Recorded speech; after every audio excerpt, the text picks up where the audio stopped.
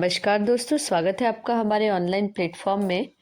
और आज हम हिस्ट्री की इस क्लास में वैदिक काल को लेके आए हैं।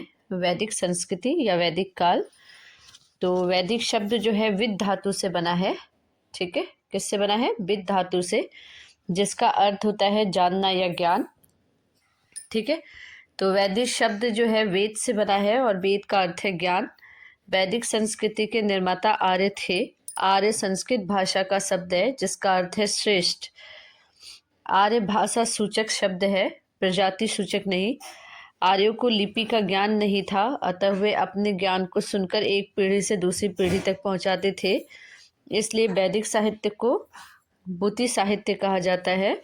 इसका एक नाम संहिता भी है। ठीक है, तो वैदिक काल का जो कालखंड है वो 1500 से 600 बीसी तक माना जाता है। और इसके उत्पत्तिकर्ता जो थे वो कौन थे? आर्य थे। और इनके निवास स्थान के अनेक मत थे विद्वानों में। ठीक है, और आर्य जो थे वो भारत के बाहर के निवासी थे। और ऐसा माना जाता है, कुछ विद्वान मानते हैं कि ये पामीर के पठार से आए थे। और भारत के कश्मीर क्षेत्र में जो है एल.डी. कल्लर ने इनकी उत्पत्ति मानी है भारत के कश्मीर क्षेत्र से। और कुछ लोगों का मानना है कि ये सप्त सिंधु प्रदेश से आए थे, अविनाश चंद्र एवं संपूर्णानंद ने। और इसको हम गंगानाथ झा ने इसको ब्रह्मश्री प्रदेश कहा और राजबली पांडे ने इसको मध्य देश भी कहा। तो इसको देखते हैं। और ऋग्वेद में जो है आर्य शब्द का 33 बार प्रयोग किया गया है। तो आर्यों का जो है मूल स्थान देखते हैं। आर्यों के मूल स्थान को देखते हैं। तो आर्यों का मूल निवास स्थान को लेकर विद्वानों में मतभेद है। हाल ही में जर्मनी में अपना शोध पूरा करने के बाद भगवान दास गिडवानी ने अपनी पुस्तक रिटर्न ऑफ आर्यंस में भारत को ही आर्यों का मूल स्थान माना है। इस संबंध में अन्य विद्वानों के मतों की विवेचना निम्नलिखित है। सप्त सिंधु प्रदेश, इस मत के प्रवर्तक डॉक्टर अविनाश चंद्र दास एवं डॉक्टर संपूर्णानंद है। इनके अनुसार आर्य सप्त सिंधु प्रदेश के निवासी थे। ऋग्वेद में सप्त सिंधु को देवकृत योनि कहा गया है। ऋग्वेद में देवासुर संग्राम का वर्णन है।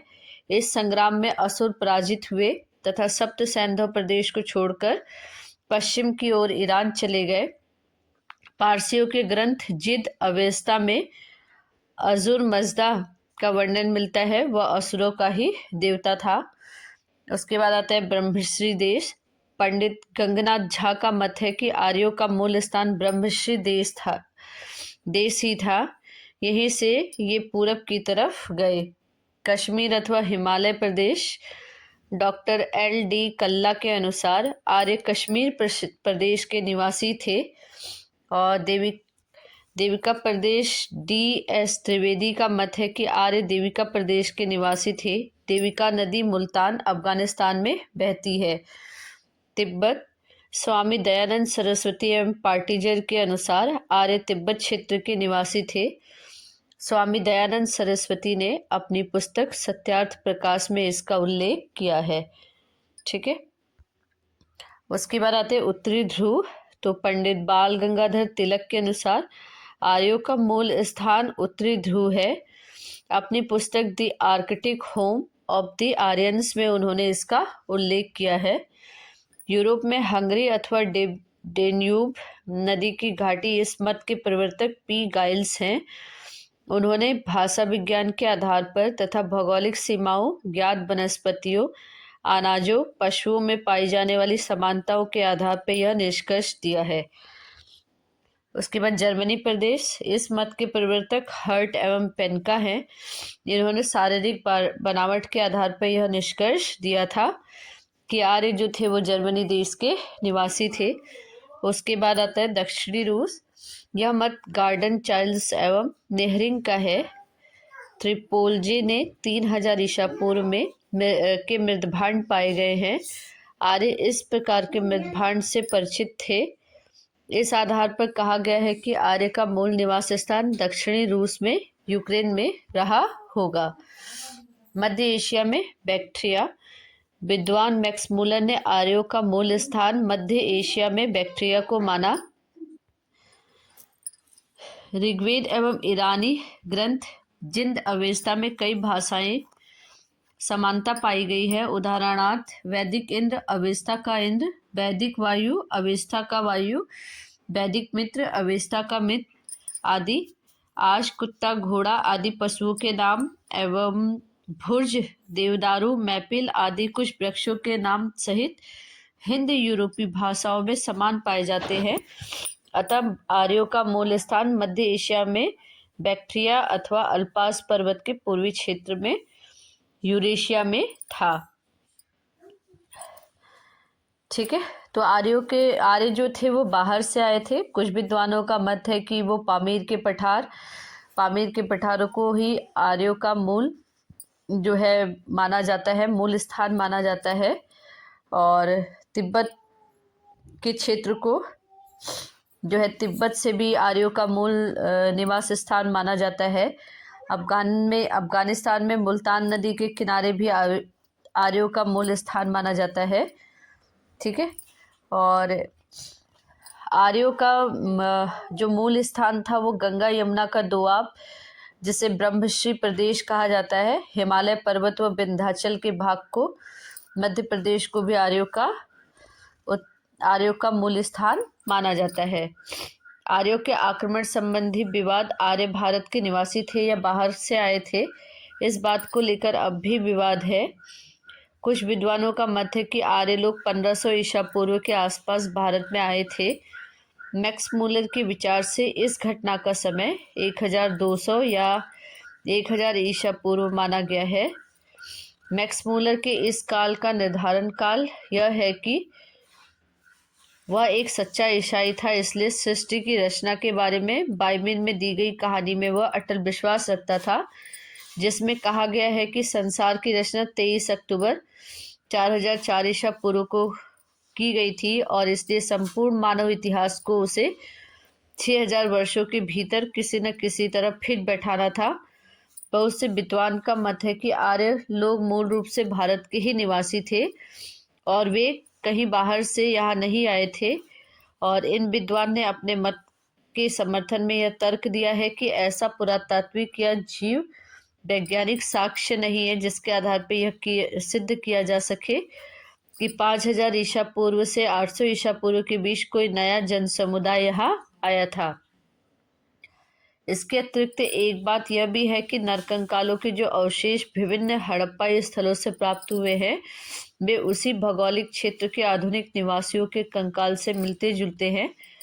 इतना सब होने के बावजूद आर्यों को कैसे बाहर का निवासी माना गया, यह एक रोचक कहानी है।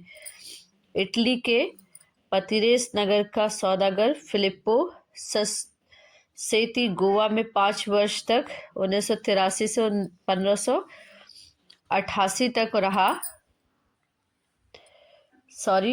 यहाँ पे 1583 कर लीजिए।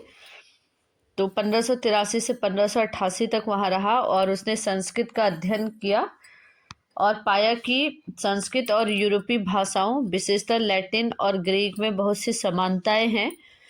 और बाद में सर विलियम जोन्स और ईस्ट इंडिया कंपनी की सेवा में रत अन्य अनेक विद्वानों ने इस बात को अपने आगे प्रतिपादित किया और यूरोपीय भारतीय भाषाओं में पाई जाने वाली समानताओं के कारण बताने के लिए कुछ विद्वानों ने यह मान लिया कि भारत में और यूरोप वासियों के पूर्वज किसी समय एक ही प्रदेश में साथ साथ रहते होंगे और एक ही भाषा भारोपीय हिंद यूरोपीय बोलते होंगे। इसी कारण उनके सारे प्रदेशों को भारतीय मूल निवास स्थान कहा गया है। सुप्रसिद्ध मानव वैज्ञानिक और कैम्ब्रिज विश्वविद्यालय के प्रोफेसर एडमंड लीच ने 1990 में culture to time anthropological appropriation नामक पुस्तक में प्रकाशित किया।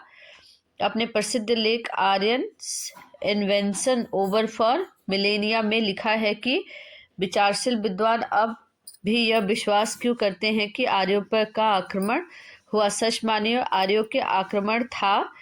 इस प्रकार की कल्पना अब भी आकर्षक क्यों है? तो कभी हुए ही नहीं। एशिया माइनर या पश्चिम एशिया में आर्य संस्कृति के प्रमाण हिंद यूरोपीय भाषा में सबसे पुराना नमूना इराक में पाए जाने वाले 2200 ईसा पूर्व के एक अभिलेख में मिला है। बाद में इस तरह के नमूने अनातोलिया तुर्की में 19वीं से 17वीं सदी ईसा पूर्व में हिट्टाइट अभिलेख में मिलते हैं। इराक में मिले लगभग 1600 ईसा पूर्व के कसाइट अभिलेखों में तथा सीरिया में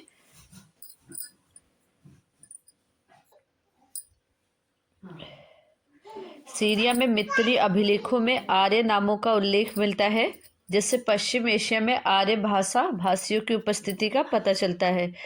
बोगशकोई का अभिलेख 1400 ईस्वी में पश्चिम एशिया या एशिया माइनर आधुनिक तुर्की में बोगशकोई में 1400 ईसा पूर्व का एक अभिलेख मिला है और इस अभिलेख में दो कबीलों खाती और मितनी के बीच संधि का उल्लेख है। संधि की शर्तों की रक्षा के लिए कुछ देवताओं को साक्षी बनाया गया है। इसमें इंद्र, मित्र, वरुण और नासत्य देवता प्रमुख है। ध्यातव्य है कि यह तथ्य इन देवताओं में ऋग्वेद के प्रमुख देवता अग्नि का उल्लेख नहीं है, जबकि अन्य प्रमुख देवताओं का उल्लेख है। बोगशकोई के नासत्य देवता की पहचान ऋग्वेद में अश्विन देवता से की जा सकती है और बोगशकोई से ही किकुली नामक एक मितनी लेखक का ग्रंथ मिला है, जिनमें एक तैतपनिषद का उल्लेख है और इनकी ऋग्वेद से समानता की जा सकती है। ठीक है, तो ऋग्वेद जो है 1500 से 600 ईसा वैदिक काल को हम 1500 से 600 ईसा पूर्व के लगभग का मान सकते हैं और इसके उत्पत्तिकर्ता जो थे आर्य थे और इनके निवासों में अनेक मतभेद हैं।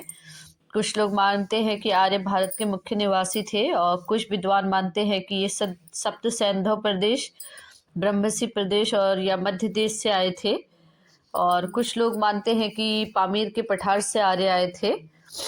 ठीक है, लेकिन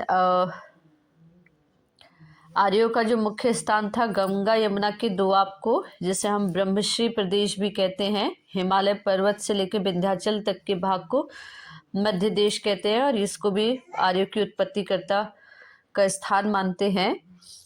और नेक्स्ट वीडियो में हम वैदिक काल को देखेंगे और आज के लिए इतना ही। वीडियो को ज़्यादा से ज़्यादा लाइक करिए, शेयर करिए एंड सब्सक्राइब करिए। धन्यवाद।